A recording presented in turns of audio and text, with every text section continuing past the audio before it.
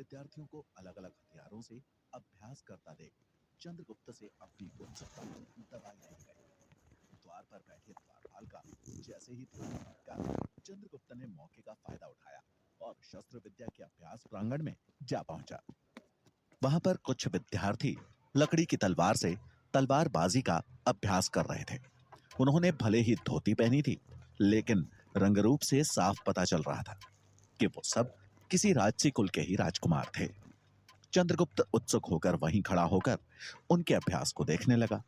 उनमें से एक राजकुमार लकड़ी की तलवार से अपने प्रतिद्वंदी के सिर पर लगातार वार किए जा रहा था। वो दूसरा बच्चा अपनी ढाल से हर वार को रोकने के प्रयास में बस धीरे धीरे ढाल लिए नीचे झुकता जा रहा था। ये देख चंद्रगुप्त चिल्लाया, अपनी ढाल से उसकी तलवार का रुख बदल दो, तुम्हें पलटवार का मौका मिल जाएगा।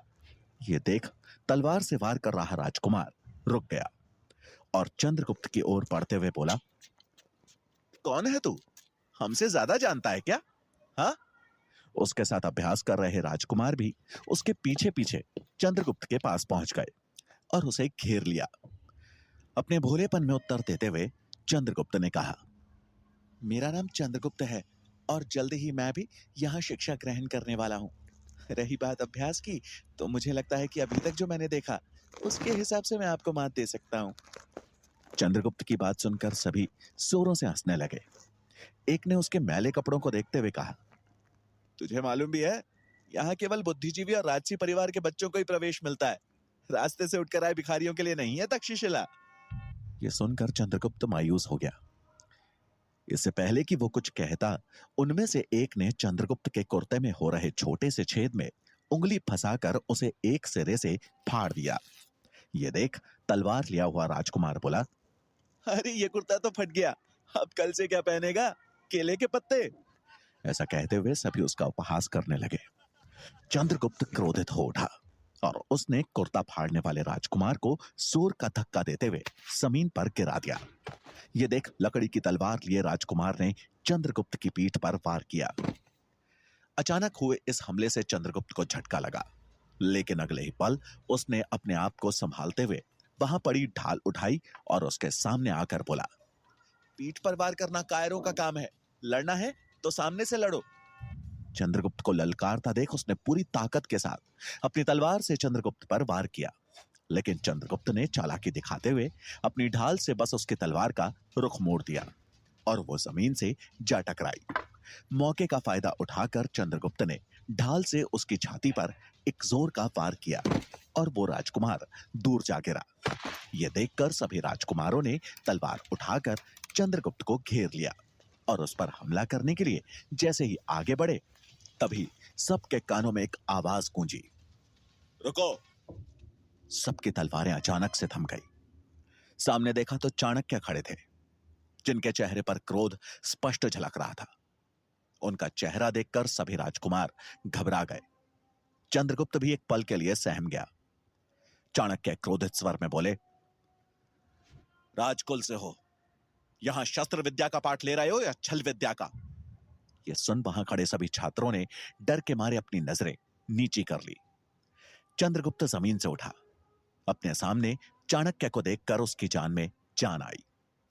चाणक्य ने उन राजकुमारों को देखते हुए कहा, एक निहत्थे इंसान को घेर कर मारना तक्षशिला की किस युद्ध नीति में लिखा है? किसी के पास इसका कोई उत्तर नहीं था। चाणक्य ने एक नजर उन सबको देखा और बोले, नियमों का उल्लंघन हुआ है। चंद्रगुप्त ने बगैर आज्ञा के तक्षशिला के प्रांगण में प्रवेश किया और आप लोगों ने युद्ध नीति का गलत प्रदर्शन करके, इसलिए दंड निश्चित है। चाणक्य का यह क्रोधित रूप चंद्रगुप्त पहली बार देख रहा था। वो और अन्य राजकुमार उनका गुस्सा देखकर डर गए। इससे पहले कि चाणक्य कुछ बोलते, उन्हें पीछे से आचार्य गजानन का स्वर सुनाई दिया, आचार्य, अगर आपके साथ आया ये बालक प्रांगण में नहीं आता तो शायद मेरे शिष्यों और इस बालक के बीच टकराव की स्थिति ही उत्पन्न नहीं होती। चाणक्य पीछे मुड़े तो सामने आचार्य गजानन खड़े थे। उन्हें देखते ही वहां खड़े राजकुमारों के चेहरे पर एक संतोष का भाव आ गया। उन्हें लगा कि अब तो आचार्य गजानन उन्हें बचा ही लेंगे। चाणक्य ने उन राजकुमारों के चेहरे के भावों को पढ़ लिया था।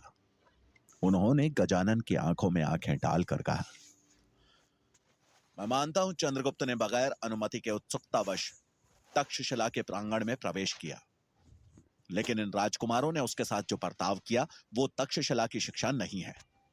इसलिए मेरी समझ से इन सबको इनकी गलती का आभास होना जरूरी है। चाणक्य की बात सुनकर गजानन ने पलटवार किया, तो ठीक है, आप अपने शिष्य का दंड तय कर लीजिए। इन्हें मेरे हवाले छोड़ दीजिए। इनको क्या दंड देना है वो मैं तय कर लूंगा। चाणक्य को समझ में आ रहा था कि गजानन उन राजकुमारों को बचाने का हर संभव प्रयास कर रहे थे। उन्होंने गजानन के सुर में सुर मिलाते हुए कहा, जैसा आप उचित समझे। और रही बात गुरु शिष्य के संबंधों की, तो मेरी नजर में तक्षशिला के हर शिष्य पर हर गुरु का अधिकार है, क्योंकि यहां से निकला छात्र किसी एक गुरु का प्रतिनिधित्व नहीं करता, वो प्रतिनिधित्व करता है संपूर्ण तक्षशिला का। चाणक्य की यह बात गजानन को चुप गई और उन्होंने क्रोधित हो उन राजकुमारों को 2 दिन तक सिर्फ रसोई में खाना बनाने की सजा सुनाई। उन्हें सजा देकर गजानन चाणक्य की ओर पलटकर बोले, आशा करता हूं कि अब आप संतुष्ट होंगे और इस बच्चे को भी उचित दंड देंगे। गजानन की बात सुनकर चाणक्य ने कहा, अवश्य, लेकिन मेरे लिए किसी पर दंड का सकारात्मक प्रभाव दिखना ही उस दंड का सही मायना है। गलती का आभास करवाने से ज्यादा महत्वपूर्ण है किसी को खुद ही अपनी गलती का आभास होना। यह कहकर चाणक्य ने गजानन को प्रणाम किया और चंद्रगुप्त का हाथ पकड़कर वहां से निकलने लगे। तभी गजानन ने पीछे से दांत पीसते हुए मन ही मन कहा, आने दो चंद्रगुप्त की परीक्षा वाला दिन। उस दिन मैं इसे हारने का आभास करवाऊंगा और आपको आचार्य चाणक्य खुद ही पता चल जाएगा कि केवल आप ही उत्कृष्ट नहीं है। चाणक्य चंद्रगुप्त का हाथ पकड़कर चले जा रहे थे। चंद्रगुप्त को समझ आ गया था कि उसने बहुत बड़ी भूल की है। चाणक्य उसे लेकर तक्षशिला के मुख्य द्वार से निकलकर